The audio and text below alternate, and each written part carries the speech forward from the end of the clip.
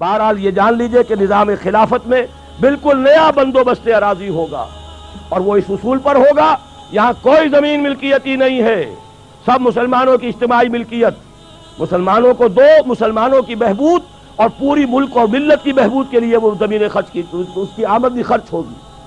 باقی چند چیزیں جو ہیں اس کو مجھے بیان کرنے کی ضرورت نہیں، یہی موٹے اصول تھے۔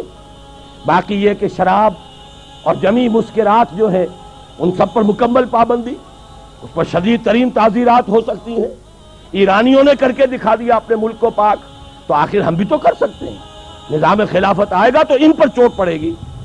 اسی طرح ستر اور حجاب، اس کی پابندی، جیسے کہ اسلام میں نظام خلافت میں قومیت جو ہے مخلوط نہیں ہے، غیر مسلم اور مسلمان مل کر ایک قوم نہیں بن سکتے، اسی طرح مسلمان معاشرہ وہ مخلوط معاشرہ نہیں ہے، عورت کا دائرہ کار اور ہے، مرد کا دائرہ کار اور ہے۔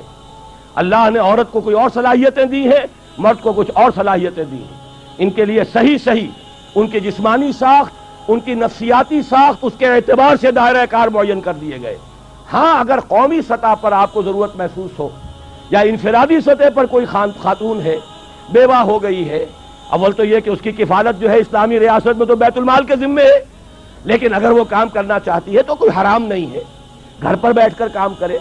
اسی طریقے سے کاٹیج انڈسٹری کا اہتمام کریں، آپ سرکاری سطح پر اہتمام کریں۔ اس کے علاوہ آگے بڑھ کر انڈسٹریل یونٹس بنائیے جہاں عورتیں کام کریں، عورتیں سپروائز کریں، اور ان کے ورکنگ آورز کم رکھے جائیں تاکہ وہ اپنے جو گھریلو ذمہ داریاں ان سے بھی عہدہ برا ہو سکے۔ ویئر دیر از اے ول دیر از اے وے۔ آپ اگر اسکول بنا سکتے ہیں لڑکیوں کے علیحدہ، کالج بنا سکتے ہیں، یونیورسٹیاں کیوں نہیں بنا سکتے؟ یہ کیا ضروری ہے کہ مردوں کے ہسپتال میں عورتیں نرسیں ہوں؟ کیا مرد نرسنگ نہیں کر سکتے؟ کیا فوجوں میں جو آخری یونٹس ہوتے ہیں، جو فرنٹ پر جاتے ہیں یونٹس، ان میں کوئی عورت نرس ہوتی ہے؟ جہاں کسی کا ہاتھ اڑ گیا، کسی کی ٹانگ اڑ گئی، کسی کے پیٹ کے اندر جو ہے جا کر کوئی ٹکڑا لگا ہے کسی بم کا اور آنتیں باہر آئی ہوئی ہے، وہاں تو کوئی عورت نرس نہیں ہوتی، میل نرسز ہیں۔ اسی طرح یہ کیا ضروری ہے کہ پی آئی اے کے اندر ایئر ہاسٹسز ہوں؟ کیا ضروری ہے؟ میں آج ہی سفر کر کے آیا ہوں، آج میں دیکھ رہا تھا کوئی خاص بات تھی یا تو کوئی ایئر ہاسٹسز کی ہڑتال تھی، کیا بات تھی؟ کوئی ایئر ہاسٹس موجود نہیں تھی۔ آخر وہ مرد کام کر رہے تھے، اسٹوورڈز، ہمارے سامنے ٹرے رکھنی تھی کھانے کی، انہوں نے رکھ دی۔ تو کیا ضروری ہے کہ عورت وہاں پر کام کرے؟ آپ عورت کو کام دیجئے، ساری پرائمری ایجوکیشن عورتوں کو دے دیجئے، پرائمری لیول پر کسی مرد کو ٹیچر نہ رکھیے، ان کی صلاحیتوں سے بہترین فائدہ اٹھا سکتے ہیں، اس لیے کہ ایک میٹرنل انسٹنکٹ ہے ان کے اندر۔ اللہ نے صنف نازک کے اندر مامتا رکھی ہے، شفقت رکھی ہے، چھوٹے بچوں کو اس مامتا اور شفقت کی ضرورت ہے، وہاں اس کو صحیح استعمال کیجئے۔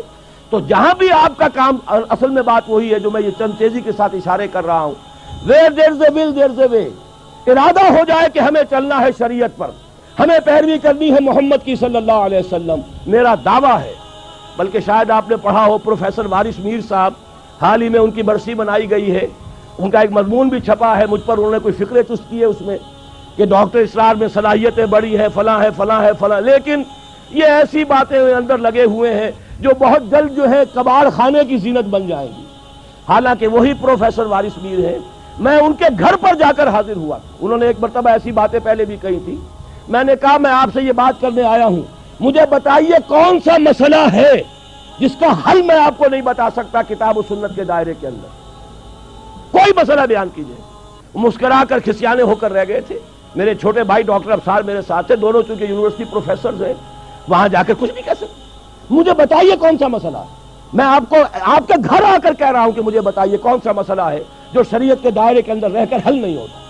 اگر اس کا حل موجود ہے تو پھر ہمیں شریعت کی پابندی کرنی ہے۔